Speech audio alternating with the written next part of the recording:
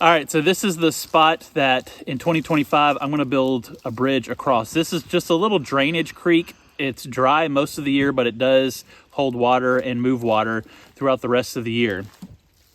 It's probably 4 feet actually down in the little gully here, maybe about 8 feet across. And I have some leftover floor joists, which are pressure treated, ground clearance, all that stuff. So I'm gonna build the bridge across here. It's just gonna be a walking bridge.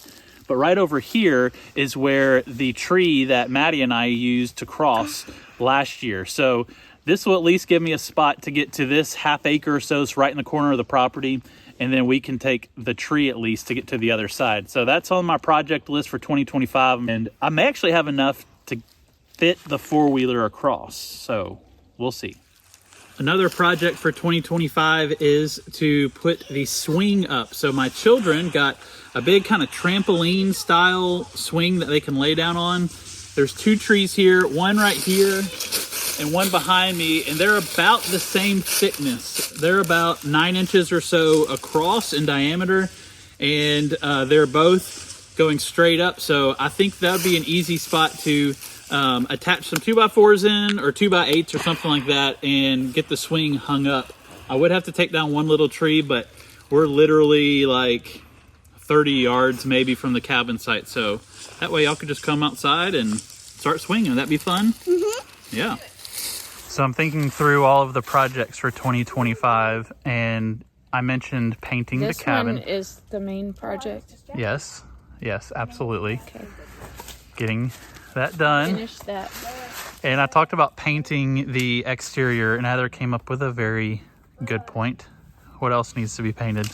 You should paint your shed and also your outhouse the same color as the cabin, which actually right now they kind of are, but this is not the final color that we want to go with. Yeah. So, yeah.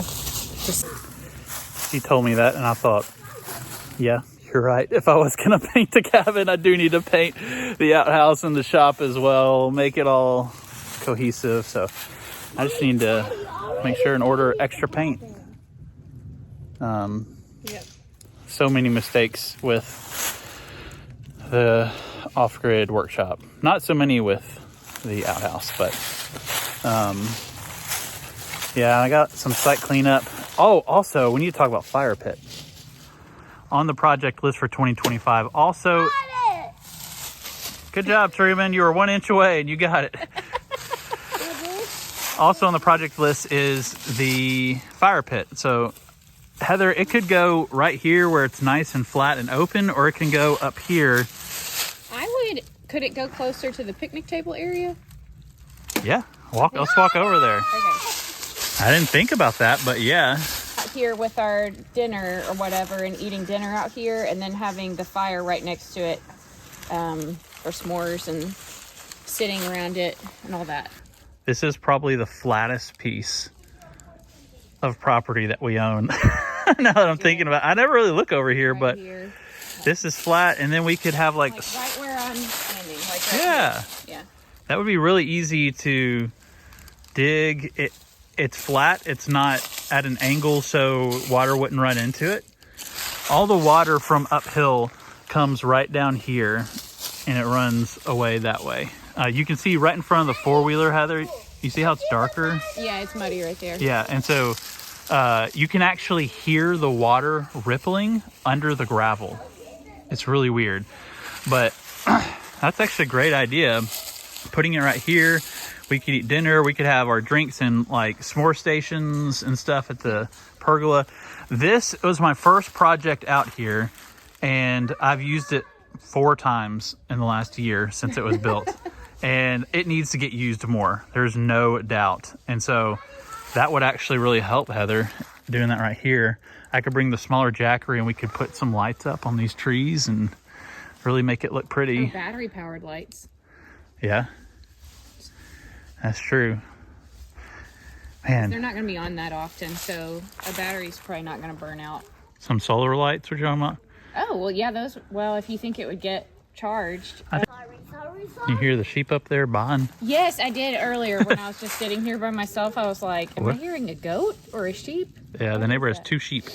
Okay. I like this because I'm not having to excavate to make it flat. Yeah. And No. over here, there would be some of that. And You Heather, got your logs right there. You can just line those up around your fire pit, and there's your. that's true. I was just going to do Adirondack chairs. Well, yes. I mean, eventually. But, I'm just saying. Um, Yeah. And if we put the fire pit over here, that allows us to walk on gravel the whole way and keep things nice and clean. Ooh, I could put down some crushed limestone. Ooh, I'm going to way overbuild this thing, but that is another project for 2025 is to get the fire pit done. So I'm back here at the creek and stream is right behind me, and I have a big, I mean, it's probably 500 square feet, pretty flat open area right here by the creek. And I think this is where I'm going to put the kids' clubhouse. I have leftover foundation stones.